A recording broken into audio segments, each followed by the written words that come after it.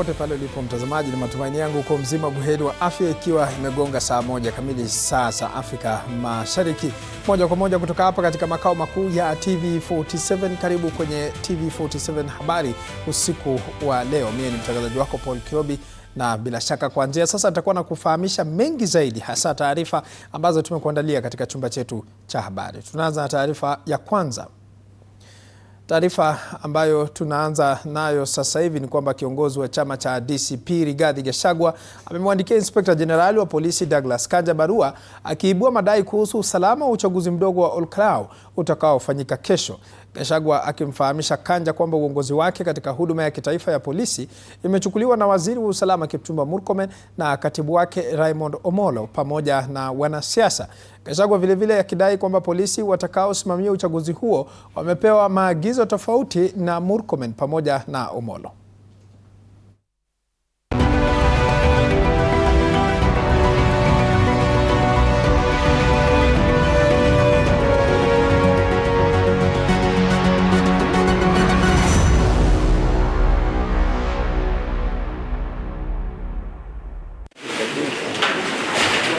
Huku wapiga kura katika eneo bunge la Olkalau wakijiandaa kupiga kura Alhamisi chini ya ulinzi mkali wa polisi, aliyekuwa naibu rais ambaye pia ni kiongozi wa chama cha DCP Rigathi Gachagua amedai kuwa waziri wa usalama Kipchumba Murkomen na katibu wa wizara hiyo Raymond Omolo wamechukua usimamizi wa usalama Olkalau, wakitoa majukumu ya Inspekta Jenerali wa polisi Douglas Kanja. Katika barua aliyomwandikia Kanja tarehe 15 Julai, saa chache kabla ya uchaguzi mdogo, Gachagua anasema ni kinukuu, Bwana Inspekta Jenerali Kanja, inaonekana hujaelewa. Uongozi wa huduma ya taifa ya polisi sasa umechukuliwa kikamilifu na Bwana Kipchumba Murkomen, Raymond Omolo pamoja na wanasiasa wahuni wanaomuunga mkono William Ruto. Kulingana na barua hiyo, Gachagua anadai kuwa maafisa wa polisi waliopelekwa Olkalau wanapokea maagizo kutoka kwa Murkomen na Omolo, akidai kuwa wametumwa kuwania kuvuruga uchaguzi wa Alhamisi na kuhakikisha mgombea wa UDA Samuel Mushina anaibuka mshindi. Gachagua sasa anamtaka Kanja kuwaondoa mara moja maafisa wote wa polisi wanaofanya kazi kwa nguo za kiraia ambao wanadai walipelekwa Olkalau na Murkomen. Aidha, anadai kuwa tishio kubwa zaidi la kiusalama Olkalau si makundi ya wahuni, bali ni maafisa wa polisi wanaofanya kazi wakiwa wamevalia nguo za kiraia. We want the IG to deploy only uniformed police officers in Olkalau, so that if they cause violence, people can notice, they can take photographs and videos.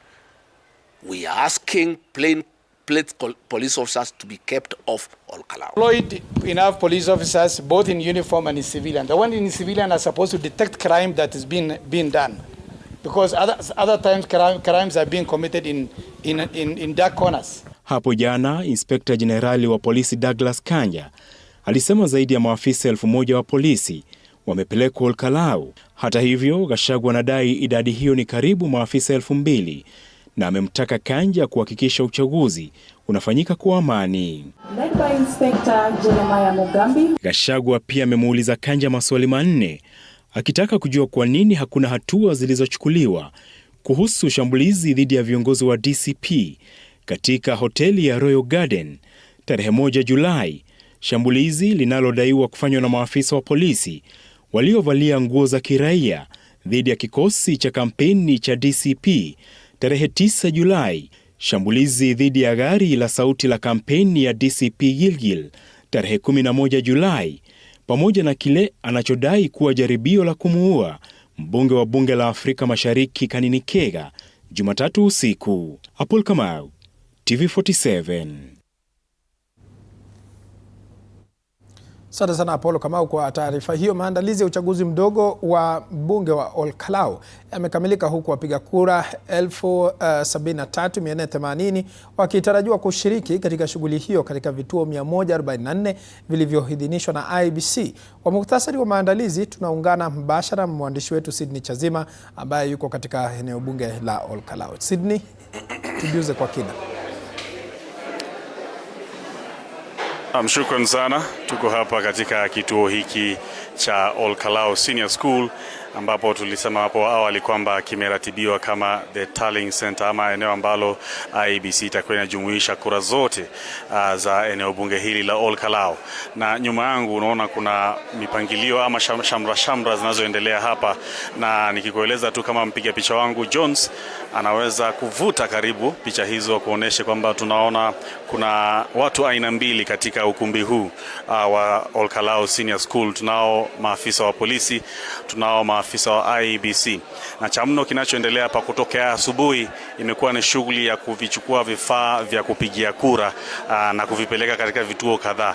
Kwa kimombo tunawaita kwamba hawa ni presiding officers. Presiding officers hawa wanachukua vile vifaa vya kupigia kura, ikiwemo vile karatasi, ikiwemo vile booths, ikiwemo zile ballot boxes, wakipeleka kwa vituo vyao kadhaa katika eneo bunge hili la Ol Kalou.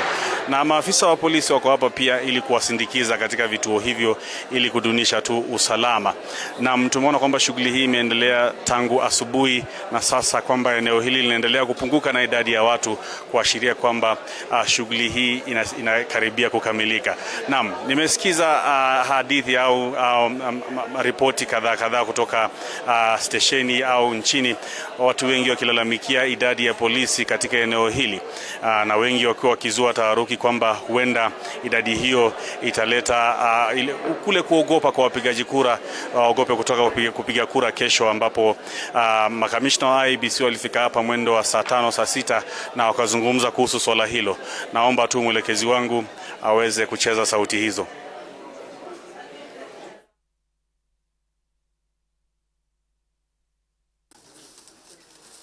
We do not expect that any person who is not accredited shall be allowed into the polling station except the voter.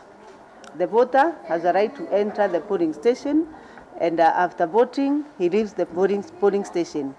Any other person, the 400 meters radius, which is the polling station, is not allowed unless you produce accreditation documents, which include a letter, a badge from IEBC, and an oath of secrecy. Those are the documents we expect to see for any person, including the media.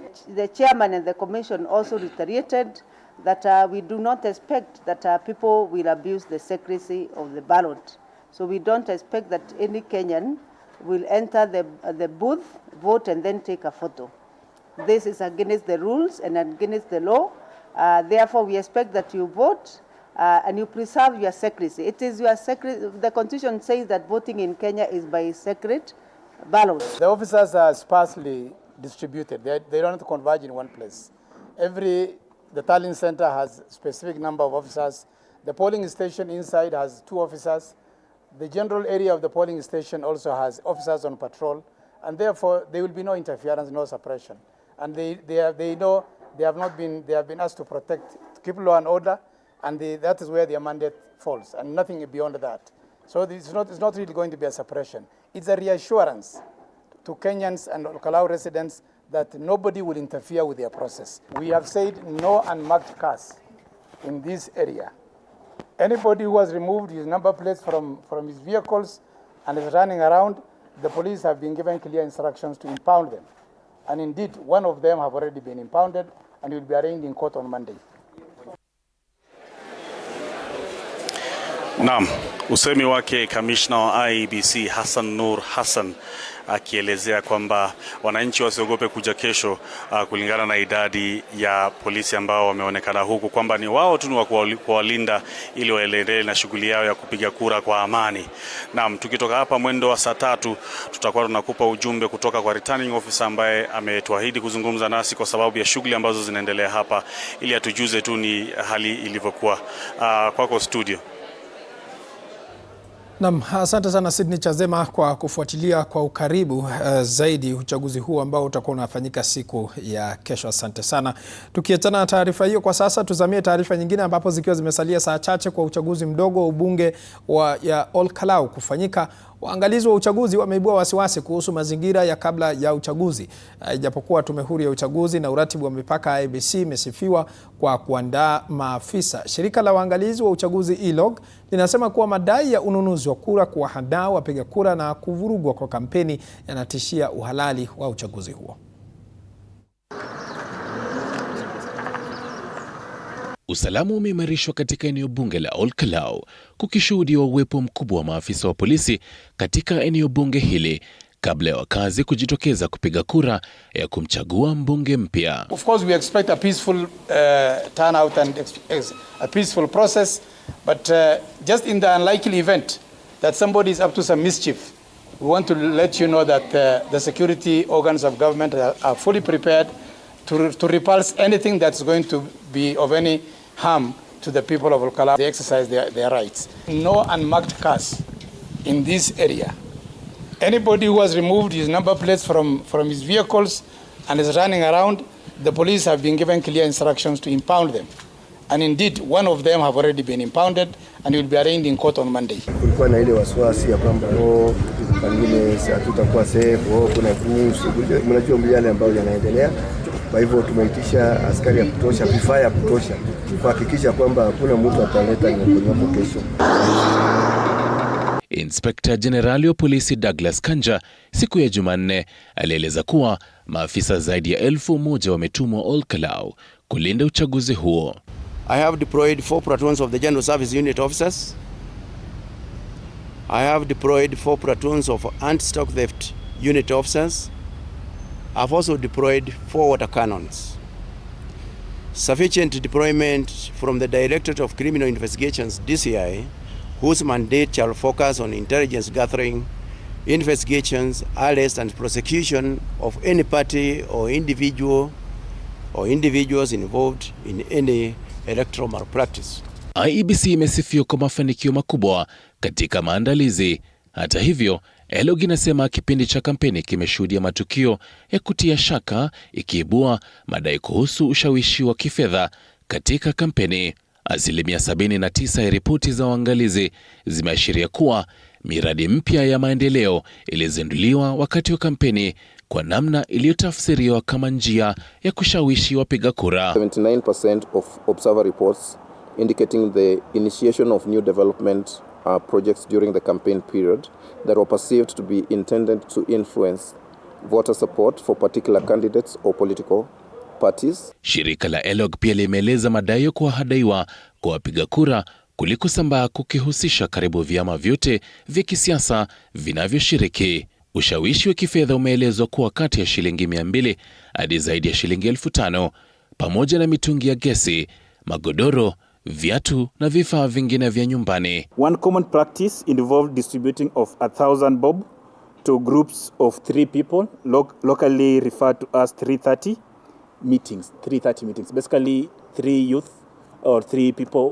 per group given 1,000 bob. Iwapo hofu hizi zitaathiri imani ya umma katika kura, sasa inategemea kasi ya majibu ya tume ya uchaguzi.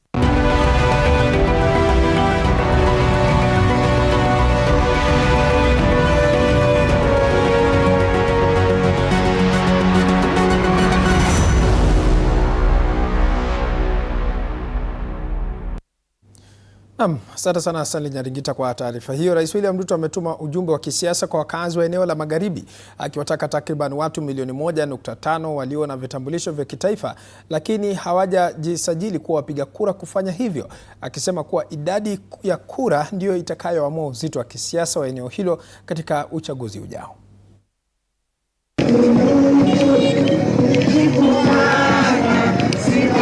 Huku maandalizi ya uchaguzi mkuu ujao wa mwaka 2027 yakianza kushika kasi, Rais Ruto ametoa wito wa kufanyika kwa usajili mkubwa wa wapiga kura katika eneo la Magharibi ya Kenya, akisema idadi kubwa ya wananchi wanaostahili kupiga kura lakini hawajajisajili inaweza kulegeza ushiriki wa eneo hilo katika mchakato wa kidemokrasia.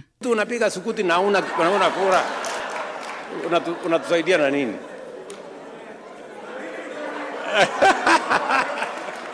Rais amesema takribani watu milioni 1.5 walio na vitambulisho vya kitaifa bado hawajajisajili kuwa wapiga kura, akisisitiza kuwa hatua hiyo ni muhimu kwa mafanikio ya kisiasa katika chaguzi zijazo.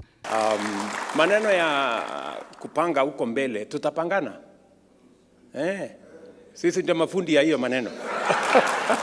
Kiongozi huyo aliwataka viongozi katika eneo hilo kuwahamasisha wananchi kujisajili, akisema kila kura itakuwa na uzito katika ushindani wa kisiasa.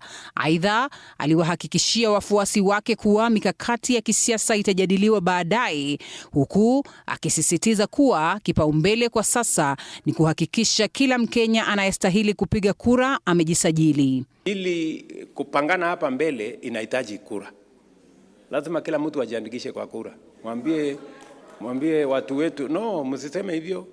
Kuna watu Western Kenya, watu 1.5 wako na ID, wana voters card. Na wanasumbua sisi watu hapo kwa shopping center. Rais pia aliahidi kuwa serikali itaendelea kuimarisha sekta ya michezo kwa kuboresha miundombinu na kusaidia vilabu vya Kenya kushindana kwa ufanisi katika ngazi za kikanda na kimataifa. Linda Alela, TV47. Na tunajua unachapa kazi. One thing that I would like to say. Na tukiachana na hayo, kwingineko tukizamia masuala ya elimu, vyuo vikuu vya umma vinakabiliwa na upungufu wa karibu shilingi bilioni 29, huku taasisi za elimu ya kiufundi TVET nazo zikikabiliwa na upungufu wa mabilioni ya fedha za ufadhili. Akizungumza mbele ya kamati ya bunge ya uwekezaji wa umma na usimamizi wa elimu, waziri wa elimu Julius Ogamba amesema kwamba hali hiyo inachangiwa na mgao mdogo wa fedha katika bajeti. Anden Kilemi na mengi zaidi. Upungufu wa shilingi bilioni 28.9 katika ufadhili wa vyuo vikuu vya umma pamoja na upungufu wa takriban shilingi bilioni 15 wa masomo ya TVET umeibua upya mjadala kuhusu ufadhili wa taasisi za elimu ya juu nchini. What are the plans to assist or to encourage our TVETs to do income generating projects that can earn whatever is given to them by the government to the institutions? Because they are doing technical trainings and they can use whatever training they are doing to earn something. Akifika mbele ya kamati ya bunge ya uwekezaji wa umma kuhusu utawala na elimu, waziri wa elimu Julius Ogamba amesema changamoto inayokabili vyuo vikuu si kuchelewa kwa utoaji wa fedha pekee, bali ni pengo kubwa kati ya fedha zinazohitajika na zile zinazoidhinishwa kwenye bajeti. If we can get boats for Kalau and mattresses and gas, some 2 billion to go to such places, surely we can get money to give these students. It has been a problem in the sector for a very long time that at whatever amount that we request, because of financial constraints, we do not get what is required. So therefore there is always that shortfall. That is a problem that we are now tackling as a ministry to find out what can we do to ensure that this problem does not continue being a problem for us in the sector. Chini ya mfumo mpya wa ufadhili wa elimu ya juu, wizara ilihitaji shilingi bilioni 29.9 lakini ikaidhinishiwa shilingi bilioni 18 pekee. Wanafunzi wanaosoma chini ya mfumo wa zamani walikumbwa na upungufu wa shilingi bilioni 17.4. Kwa jumla, vyuo vikuu vilihitaji shilingi bilioni 70.3 kwa ufadhili wa masomo na ruzuku, lakini vilipokea shilingi bilioni 41.2 pekee na kusababisha upungufu wa shilingi bilioni 28.9. Hata hivyo, wabunge walielezea wasiwasi wao kuhusu kupungua kwa idadi ya wanafunzi wanaojiunga na taasisi za TVET, wakihusisha hali hiyo na upungufu wa mgao wa fedha pamoja na kucheleweshwa kwa ufadhili wa wanafunzi. We have some institutions which initially had 800 students when they were beginning, but now the rate of drop is very high, from 800 to around 300. From 700 to around 200. Kamati hiyo pia iliibua wasiwasi kuhusu miradi ya vyuo iliyokwama, wakikosoa serikali kwa kutumia mabilioni ya pesa kwenye shughuli za kisiasa wakati vyuo vinataabika. Why should you have 5 projects, ongoing projects worth over 3 billion, yet you can complete the rescue center, go to the next, at least complete it. Chair, I think we have, as a committee, insisted that there should be no more new projects started by these institutions before they complete the stalled ones. Kwa wabunge hawa, changamoto ya elimu ya juu si tu ukosefu wa fedha, bali pia ni kuhakikisha kwamba fedha zinazotengwa zinatumika kwa uwajibikaji na kuleta manufaa kwa wanafunzi na taasisi za elimu. Andrin Kilemi, TV 47. Na asante sana Andrin Kilemi kwa kuzamia taarifa hiyo. Zikiwa zimekatika dakika 18 baada ya saa 1 kamili saa za Afrika Mashariki. Tuchukua pumziko mafupi, tukirejea tunakuja na mengi zaidi.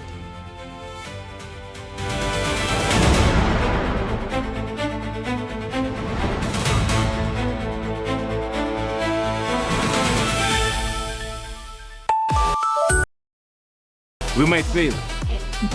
We will probably fail, but not for a lack of trying. So for the last time and the first time, welcome to Connect In, the best experience in Eastern Central Africa and its environment.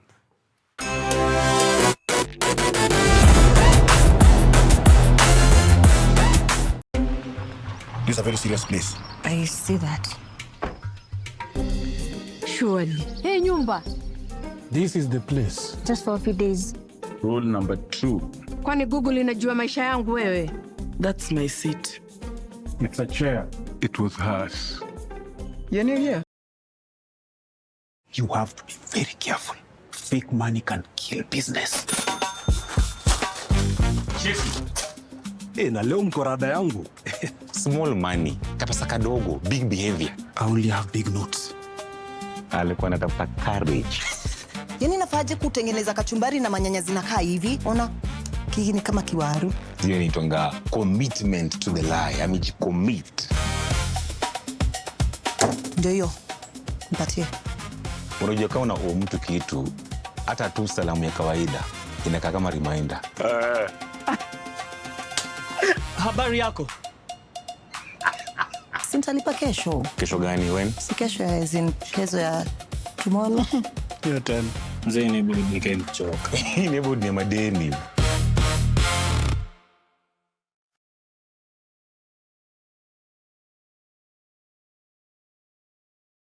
Tuesdays at 8:30 p.m. You have to be very careful. Fake money can kill business. Chief. Na leo mko rada yangu. Small money, kapesa kadogo, big behavior. I only have big notes. Alikuwa anatafuta courage. Yaani nafaje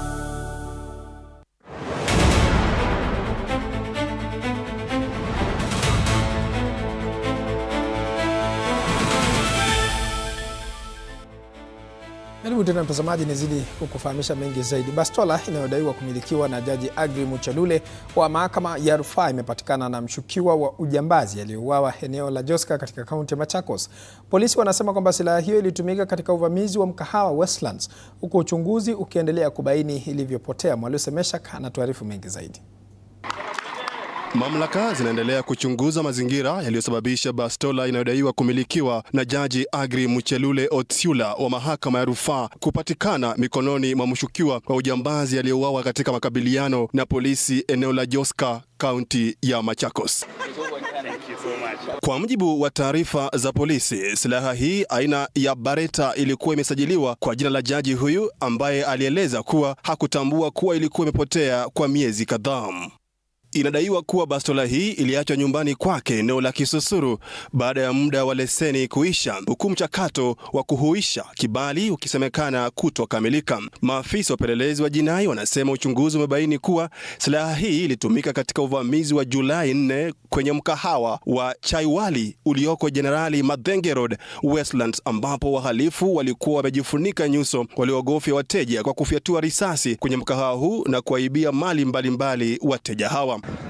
Kufuatia msako ulioanzishwa baada ya picha za kamera za CCTV kusambaa mtandaoni, polisi walimfuatilia mshukiwa hadi mafichoni eneo la Joska, kaunti ya Machakos. Wakati walifika askari 7, nikaita rafiki yangu nikamwambia kuna kitu inaendelea hapa.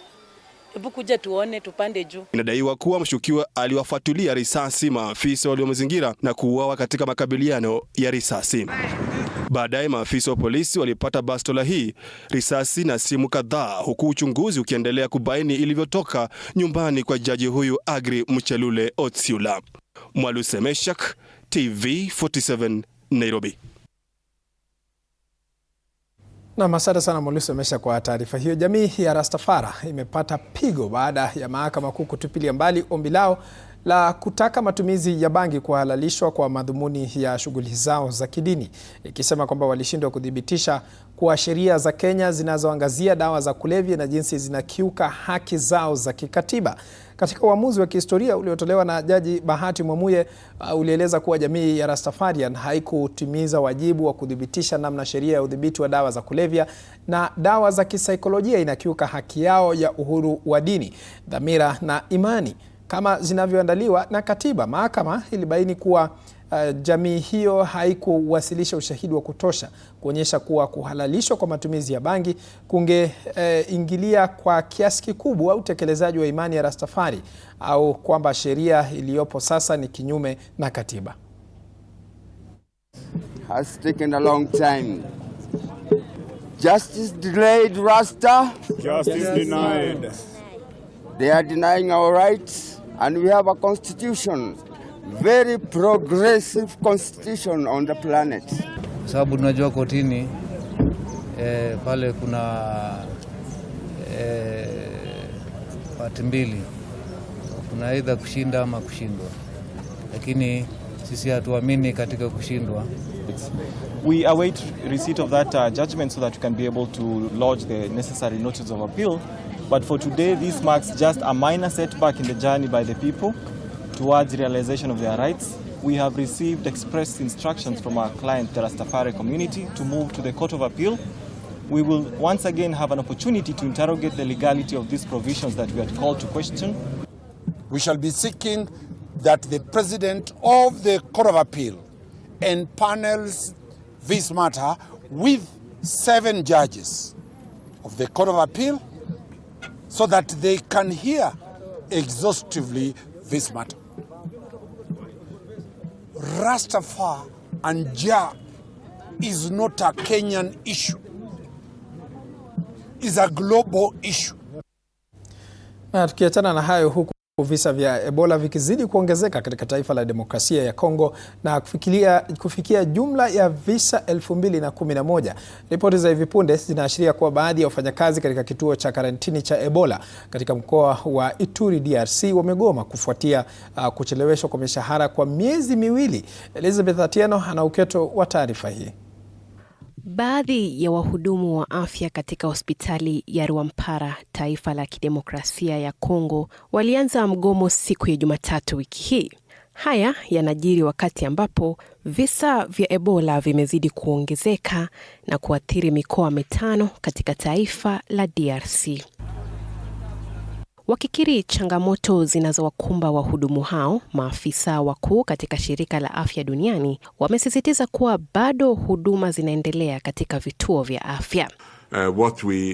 What the health workers very graciously agreed to was to keep working until the issues are resolved. So we haven't seen a stoppage in healthcare being provided for patients. There are some disagreements around rates. Baadhi ya wahudumu wa afya katika demokrasia ya Kongo wameshambuliwa na wanajamii walio na dhana kuwa Ebola inatokana na uchawi. But we will not solve this by increasing security around facilities.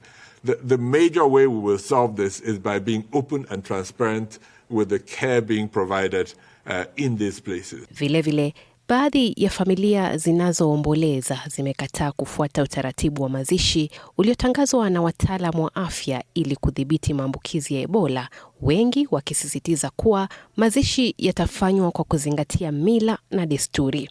Shirika la WHO sasa linasema kuwa limejizatiti na kuhakikisha kuwa angalau mazishi 30 kila siku yanafuata utaratibu huo ulio salama. What happens when someone dies in the community? We take a swab before we offer the individual what we call a safe and dignified burial.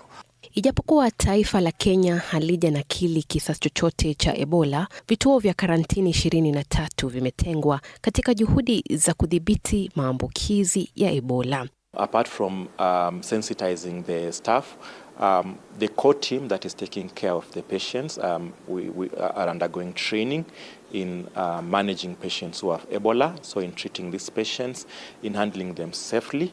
Haya yakijiri, raia wa Marekani aliyepatikana na Ebola anapokea matibabu katika hospitali ya chuo kikuu cha Frankfurt katika taifa la Ujerumani. Elizabeth Atieno, TV47. Na tukiachana na taarifa hiyo, muungano wa wadau wa vyombo vya habari nchini umelaani vikali ongezeko la mashambulizi dhidi ya wanahabari na kudorora kwa uhuru wa vyombo vya habari nchini na ukanda mzima wa Afrika Mashariki. Katika mkutano na waandishi wa habari mapema hii leo, wamewanyooshea kidole cha lawama maafisa wa polisi na viongozi wa serikali kwa kuwakandamiza wanahabari wakati wanapotekeleza majukumu yao. Aidha, Wizara ya Usalama imehimizwa kuchukua hatua madhubuti dhidi ya maafisa wanaotumia nguvu kupita kiasi, huku wakitaka serikali kutoa fidia kwa wanahabari waliojeruhiwa wakati wa maandamano ya mwaka 2024. Vilevile, wamiliki wa vyombo vya habari wameombwa kuhakikisha kwamba wanawapa wanahabari hususan wa nyanjani bima za matibabu ili kulinda usalama wao. Wakati hao vijana wanapovamia watu katika mikutano za kisiasa, cha kwanza huwa wanavamia wanahabari, wanavunja kamera zao na rekoda zao ili waanze kuficha ukweli. Kwa hivyo tunasema kwamba hiyo lazima ikome na polisi lazima wahakikishe kwamba wanahabari wako na usalama. We are seeking and we are appealing to media owners to ensure that they implement basic policies that safeguard the well-being of their employees.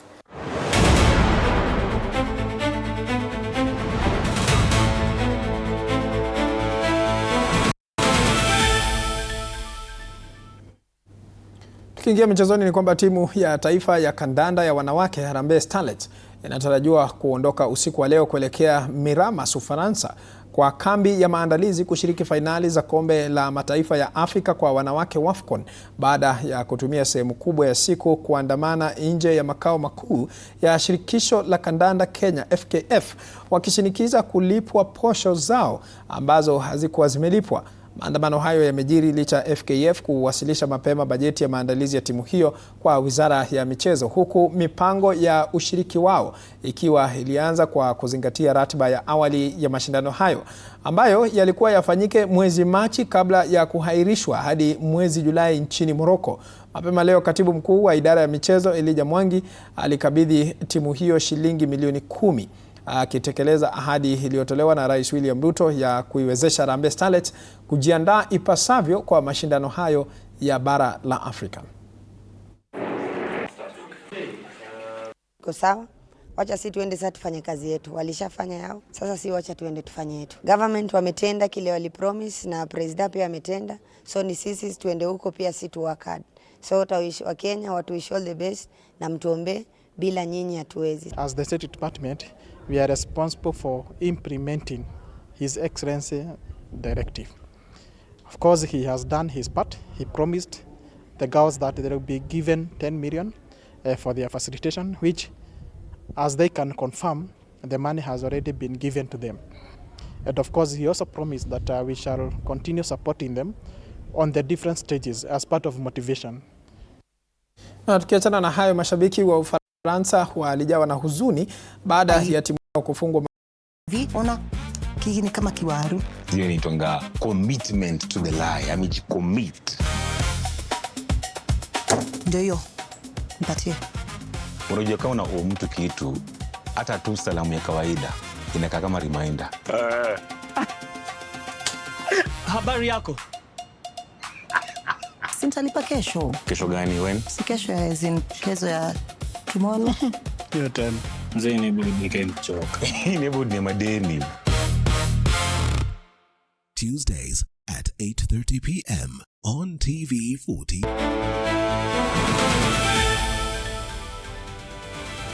Bila shaka mtazamaji, zimekatika dakika 35 baada ya saa 1 kamili saa za Afrika Mashariki. Tunachukua mapumziko mafupi, tukirejea tunakuja na mengi zaidi, ikiwemo mjadala ambao tutakuwa nao hapa studioni kuhusiana na kivumbi cha Olkalau. Kumbuka kwamba uchaguzi mdogo utakuwa unafanyika siku ya kesho. tutakuwa tunatabiri tu baada ya hapo uchaguzi huu utakuwa unamaanisha nini tukielekea katika uchaguzi wa mwaka 2027. Tayari wageni wameshafika. Nitakuwa naye Innocent Paluget ambaye ni mtaalam wa uongozi na maendeleo, na nitakuwa naye Njeri Kahiga ambaye ni kiongozi wa vijana. Kwa hivyo usibanduke.